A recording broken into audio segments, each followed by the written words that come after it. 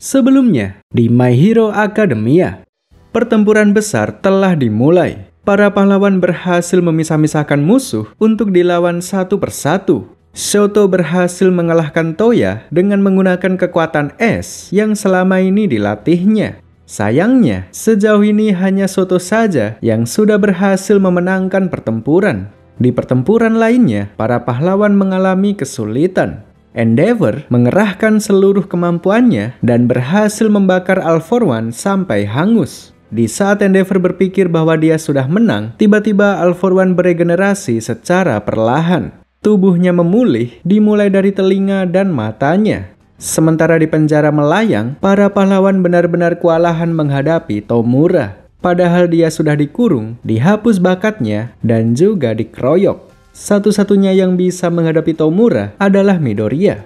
Namun sayangnya, Midoriya ditahan oleh Toga di Pulau Okuto. Untungnya, di pulau ini ada Suyu dan Uraraka. Mereka berdua akan berusaha menghadapi Toga. Dengan begitu, Midoriya bisa pergi ke tempat Tomura.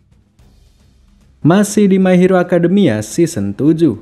Selagi Midoriya masih dalam perjalanan, Tomura masih tetap menguasai keadaan. Secara perlahan dia mendekat dan memprovokasi Bakugo. Tomura sadar bahwa Bakugo adalah teman terdekat Midoriya. Sebisa mungkin dia ingin menyiksa Bakugo tepat di hadapan Midoriya. Tujuannya tentu adalah untuk menyerang Midoriya secara psikis. Melihat Bakugo yang disandra seperti itu, tentu para pahlawan tidak akan tinggal diam. Kali ini, 3 siswa terkuat yang dijuluki The Big Three mulai beraksi. Mirio, Nejire, dan Tamaki bekerja sama untuk menyelamatkan Bakugo. Pertama-tama, Tamaki menggunakan racun kepada Tomura.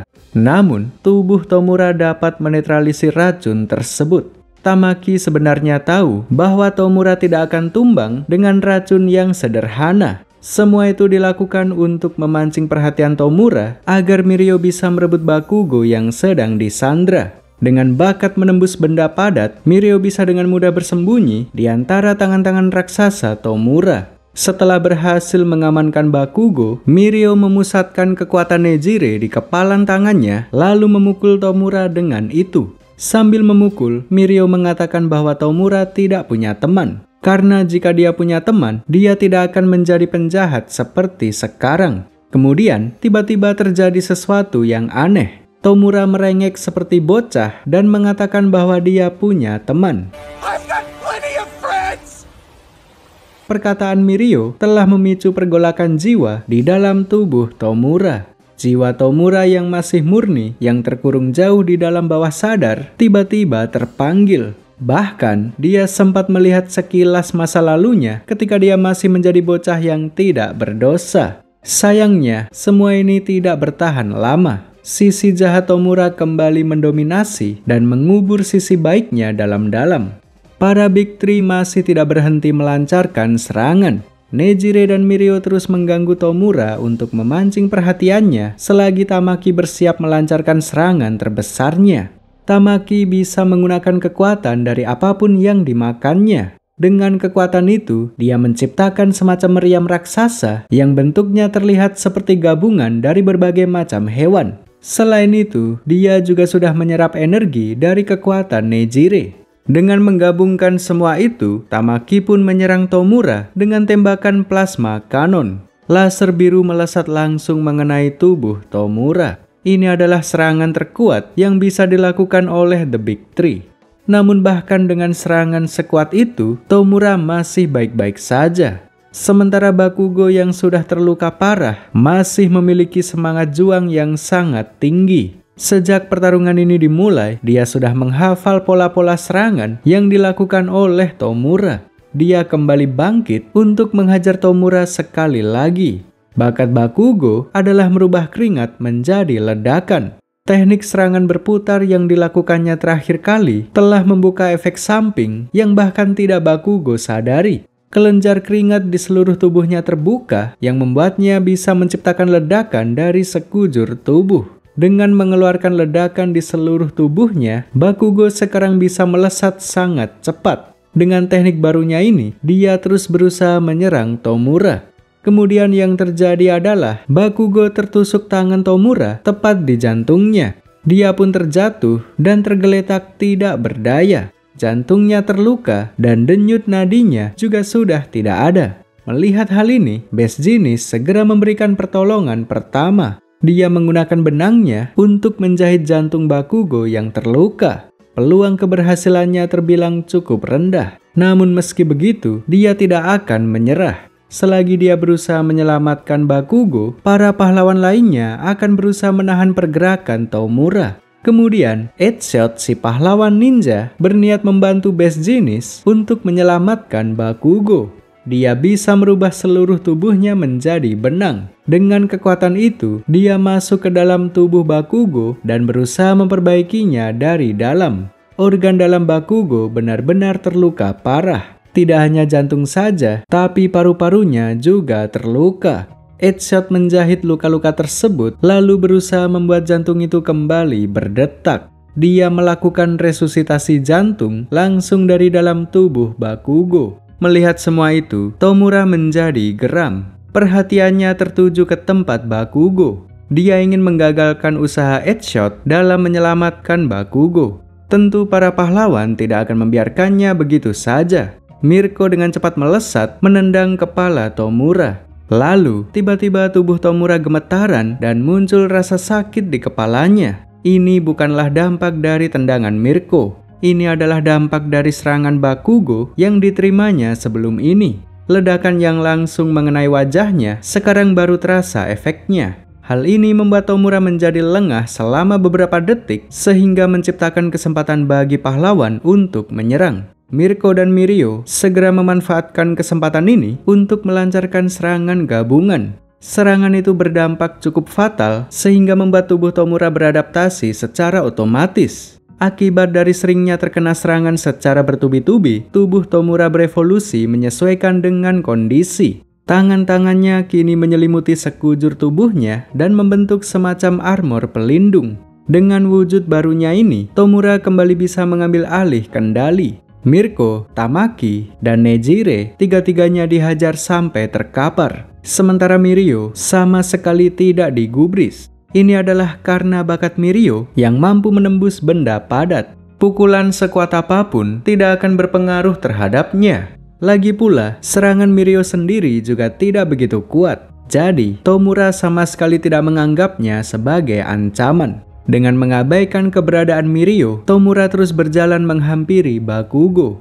Kemudian, Mirio menerima pesan dari pengawas yang memberitahukan bahwa kurungan akan dibuka selama 2 detik. Jadi Mirio diminta untuk mengalihkan perhatian Tomura setidaknya selama 2 detik. Mirio benar-benar tidak tahu harus berbuat apa. Keberadaannya saja sama sekali tidak dianggap oleh Tomura. Lantas bagaimana bisa dia memancing perhatiannya? Lalu di tengah-tengah kebuntuan ini, tiba-tiba dia teringat dengan Night Eye, sang guru yang suka sekali dengan humor receh. Dari situ, Mirio pun terpikirkan untuk melawak dengan menunjukkan pantatnya di hadapan Tomura.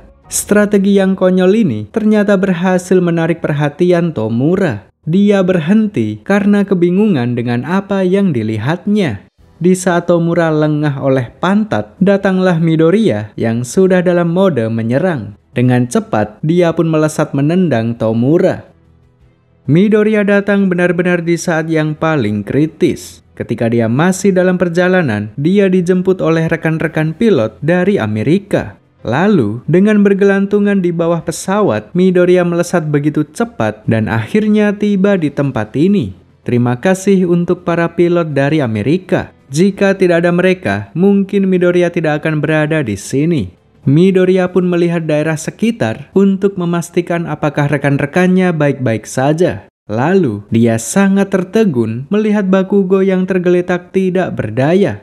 Hal ini pun memicu kemarahan Midoriya sampai membuatnya kehilangan kendali. Seluruh kekuatannya meluap keluar di waktu yang bersamaan. Memang terlihat sangat ganas. Akan tetapi, ini bukanlah sesuatu yang bagus. Jika dia memaksa bertarung dengan keadaan seperti ini, maka kemungkinan menangnya sangat tipis. Ketika marah, fokusnya akan menurun yang memicu tindakan gegabah. Dan itulah yang diincar oleh Tomura. akan lebih mudah baginya untuk mengalahkan Midoriya dengan kondisi seperti itu. Untungnya ada Mirio yang berusaha menenangkan Midoriya. Dia berkata, "Jangan khawatir, Deku. Tenang saja, Tamaki dan yang lain masih bernafas. Edgeshot saat ini sedang melakukan pertolongan darurat untuk Bakugo. Dia pasti berhasil. Bertarunglah dengan asumsi seperti itu. Kita masih belum kehilangan siapapun." Mendengar semua itu, Midoriya pun kembali tenang. Kini, dia siap menghadapi Tomura dengan kesadaran penuh. Midoriya berniat untuk menarik jiwa Tomura yang masih bersih. Sosok yang ada di hadapannya memanglah gabungan antara All For One dan Tomura. Akan tetapi, jiwa All For One jauh lebih dominan. Mirio memberitahu Midoriya bahwa Tomura sempat merengek seperti bocah. Itulah jiwa Tomura yang sesungguhnya. Jiwa itu nampak seperti sedang memberontak, ingin memisahkan diri dari All For One. Artinya, jiwa All For One dan Tomura masih belum sepenuhnya bersatu. Jadi masih ada kesempatan untuk menyelamatkan Tomura dari cengkraman All For One. Dengan niatan tersebut, Midoriya pun memulai pertarungannya melawan Tomura. Dia menggunakan bakat milik pewaris kedua yang disebut dengan transmisi. Bakat ini memungkinkan Midoriya untuk menambah atau mengurangi kecepatan kepada apapun yang disentuhnya. Dalam hal ini, Midoriya menambah kecepatan kepada diri sendiri dan mengurangi kecepatan pada Tomura. Inilah sebabnya kenapa Tomura tidak bereaksi ketika Midoriya menyerangnya. Sesimpel karena Midoriya bergerak terlalu cepat, sedangkan Tomura bergerak terlalu lambat. Dengan menggunakan transmisi, ditambah energi kinetik, dan ditambah lagi dengan One For All murni, Midoriya mampu menghempaskan Tomura. Bahkan, serangan tersebut membuat All For One sendiri terheran-heran. Bakat transmisi dulu hanya dianggap sebagai bakat yang lemah. Bakat itu dulunya hanya bekerja pada benda-benda mati. Kudo, sang pewaris kedua, dulu menggunakan transmisi hanya untuk menembakkan benda-benda kecil yang dimanfaatkan sebagai peluru. Kemudian setelah bercampur dengan One For All, bakat itu berkembang jauh melebihi ekspektasi. Yang tadinya hanya bisa digunakan terhadap benda mati, menjadi bisa digunakan terhadap makhluk hidup. Ditambah dengan kekuatan murni dari One For All itu sendiri, bakat transmisi menjelma menjadi kekuatan super yang mengabaikan hukum fisika. Tomura benar-benar kebingungan dengan kekuatan ini. Dia mencoba mengamati pola pergerakan Midoriya, lalu melancarkan serangan balik. Namun serangannya meleset karena Midoriya berhenti di tengah-tengah udara tanpa terpengaruh gaya gravitasi. Sebenarnya, timing serangan Tomura sudah pas. Hanya saja, Midoriya mampu bereaksi jauh lebih cepat. Kemudian, Midoriya mengkombinasikan 8 bakat sekaligus, lalu menyerang Tomura dengan satu serangan terkuat. Pukulan itu berhasil melubangi dada Tomura sampai terlihat jiwa All For One yang ada di dalamnya. All For One nampak sedang kesulitan karena penyatuan jiwanya dengan tubuh Tomura mulai tergoyah. Seolah-olah jiwa Tomura ingin sekali lepas darinya. Sementara itu, di distrik Kamino telah terjadi sesuatu yang tidak diduga-duga. Toya yang sudah dikalahkan oleh Shoto tiba-tiba kembali bangkit dan bahkan bisa menjadi lebih kuat. Sekarang, dia bisa memakai teknik yang sama dengan Shoto, yaitu api yang berbentuk letter X di dadanya. Sementara di pegunungan Gunga, usai dibakar hangus oleh Endeavor, All For One masih bisa beregenerasi. Dan bukan hanya regenerasi biasa, tapi seluruh tubuhnya kembali ke kondisi pada saat dia masih prima. Semua ini adalah efek dari bakat milik Eri yang sudah diekstrak menjadi serum. Kalau kalian lupa, ini semua ada di season 4. Bakat Eri adalah rewind. Dia bisa memundurkan kondisi makhluk hidup. Kekuatan itu bisa merubah tikus dewasa menjadi tikus muda, lalu kemudian menghilang seolah tidak pernah terlahir. Hal yang sama bisa terjadi terhadap manusia beserta bakatnya. Kala itu, kelompok Yakuza yang dipimpin oleh Kaichisaki berusaha menciptakan serum yang diekstrak dari bakat milik Eri. Kemudian di penghujung season 4, para pahlawan berhasil mengalahkan komplotan Kaichisaki. Lalu ketika dia hendak dibawa ke penjara, Tomura tiba-tiba datang dan menghentikan polisi yang membawa Chisaki. Kemudian Tomura merampas serum yang overpower itu dari tangan Chisaki. Kembali ke season 7. Serum yang didapatkan Tomura kemudian diserahkan kepada Dr. Kyudai Garaki untuk diteliti. Dengan kejeniusannya, Dr. Garaki menyempurnakan serum itu yang kemudian diserahkan kepada All For One. Berkat serum itu, sekarang All For One kembali ke masa mudanya tanpa cacat, tanpa cedera. All For One sadar akan efek samping dari penggunaan serum tersebut. Dia memang kembali muda dan prima, akan tetapi nantinya dia akan menghilang seolah tidak pernah terlahir. Seperti tikus yang menjadi percobaan kekuatan Eri. All For One sudah siap jika dia harus menghilang. Dia tidak merasa khawatir sama sekali karena dia sudah menyiapkan generasi penerus, yaitu Shigaraki Tomura. Jadi misi utamanya saat ini adalah membebaskan Tomura dari kurungan melayang. Kebangkitan All For One membuat seluruh dunia menjadi takut. Di Amerika, masyarakat secara terang-terangan menyatakan dukungannya kepada All For One. Bahkan, pihak pemerintah pun juga melakukan hal yang sama. Begitu takutnya mereka terhadap All For One sampai-sampai ingin menjadi anak buahnya. Sementara itu, pasukan yang dipimpin oleh Spinner masih terus melakukan penyerangan. Mereka semua bergerak atas ideologi yang sama, yaitu dendam atas rasisme di masa lalu.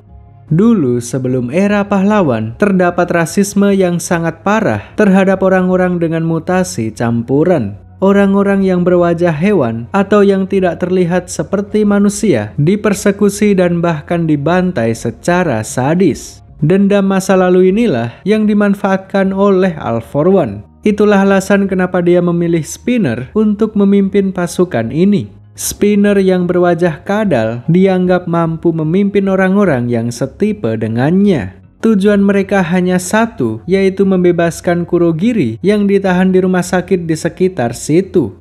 Inilah momen bagi Shoji dan Koji untuk beraksi. Mereka adalah dua orang murid kelas A yang juga terlahir dengan wajah yang aneh. Mereka berusaha menyadarkan orang-orang bahwa mereka hanya dimanfaatkan saja. Dunia sudah tidak lagi seperti yang dulu. Sudah tidak ada lagi diskriminasi terhadap orang-orang berwajah hewan. Di pihak pahlawan pun ada banyak orang-orang berwajah hewan. Ada yang berwajah kera, kelinci, anjing, dan lain sebagainya. Bahkan, kepala sekolah Akademi Yue berwajah tikus. Artinya semua orang sudah setara. Kemarahan mereka benar-benar tidak berdasar dan hanya dimanfaatkan saja oleh pihak penjahat.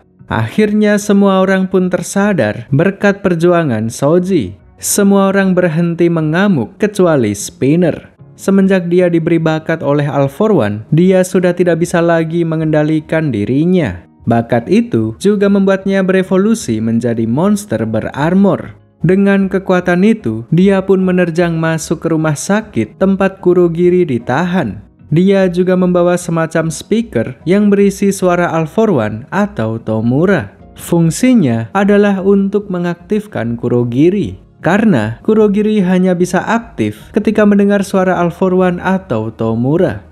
Present Mic yang bertugas di tempat ini berusaha keras untuk menghentikan Spinner. Dia melancarkan serangan gelombang suara sampai membuat tubuh Spinner kembali seperti semula. Serangan itu juga merusak speaker yang hendak diperdengarkan kepada Kurogiri. Spinner pun tergeletak tidak berdaya. Inilah kesempatan bagi Present Mic untuk mencoba menyadarkan Kurogiri. Kurogiri pada dasarnya adalah Nomu yang dibuat dengan menggunakan tubuh teman Present Mic yang bernama Shirakumo. Melihat seorang teman yang menderita seperti itu, tentu Present Mic ingin menyelamatkannya. Dia berniat memakai gelombang suara untuk mencoba menyadarkan Kurogiri agar kembali menjadi Shirakumo. Lalu, tiba-tiba saja Spinner kembali bangkit dan menempelkan alat berbentuk tangan yang biasa dipakai di wajah Tomura. Di dalam alat itu, terdapat speaker yang menyimpan suara All For One. Dengan menempelkan benda itu, Spinner pun berhasil membangkitkan Kurogiri. Suara Present Mic tidak berpengaruh karena Kurogiri mendengar suara All For One lebih dulu daripada suaranya. Spinner telah berhasil menjalankan tugasnya. Kurogiri sudah terbebas dan langsung terjun ke medan pertempuran. Dia membuka portal teleportasi ke semua daerah yang menjadi medan perang. Di daerah Kamino, portal Kurogiri mulai terlihat dan langsung dimasuki oleh Toya. Sementara di Pulau Okuto, Toga saat ini sedang ditekan oleh Tsuyu dan Uraraka. Tidak hanya dirinya, tapi hampir semua penjahat di pulau ini sudah berhasil dikalahkan oleh para pahlawan. Situasi ini membuatnya tidak punya pilihan lain. Dia pun menggunakan senjata rahasia, yaitu darah milik Jin Bubaigawara, salah satu rekan penjahat yang mati di tangan Hawks. Dengan meminum darah itu, Toga berubah menjadi Bubaigawara dan menggunakan bakat menggandakan diri. Lalu tak lama setelah dia berubah, muncullah portal Kurogiri yang datang menjemputnya. Bakat penggandaan diri ditambah dengan portal teleportasi menjadi kombinasi yang sangat mengerikan. Toya dan Toga dipindahkan ke daerah Gunga, tempat All For One berada. Seketika tempat itu menjadi sangat ramai. Ribuan bayangan Toga memenuhi tempat ini dan semuanya dikerahkan maju menerjang para pahlawan. Teknik ini disebut dengan Setman's Death Parade. My Hero Academia Season 7 bersambung di video selanjutnya.